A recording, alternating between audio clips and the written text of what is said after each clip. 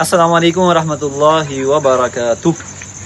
محترم ناظرین و سامعین، ایک بھائی نے بہت ہی خوبصورت اور قابل عمل بات کی،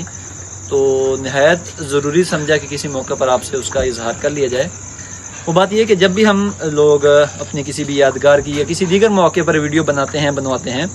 تو اس میں ایک اہم بات اس کا لحاظ رکھنا چاہیے کہ میری جو ویڈیو ہے، میرا جو کنٹینٹ ہے، اس سے کسی کا دنیا آخرت کا بھلا ہو جائے، اس میں کوئی اللہ تبارک و تعالیٰ کو ناراض کرنے والی بات نہ ہو، اس کے رسول صلی اللہ علیہ وسلم کو ناراض کرنے والی بات نہ ہو،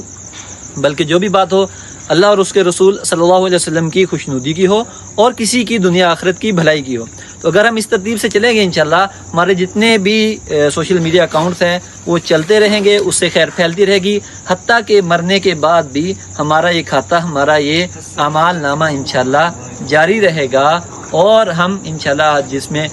بہت سی حدیث مبارکہ میں اس پر فضائل آئے ہیں کہ من سن سنتاً حسنتاً فلاح اجرہا و اجر من عمل بہا، کہ جس نے کسی اچھی سنت کو، اچھے عمل کو جاری کیا تو اس کو اس کا بھی ثواب ملے گا، اور جس نے اس پر عمل کیا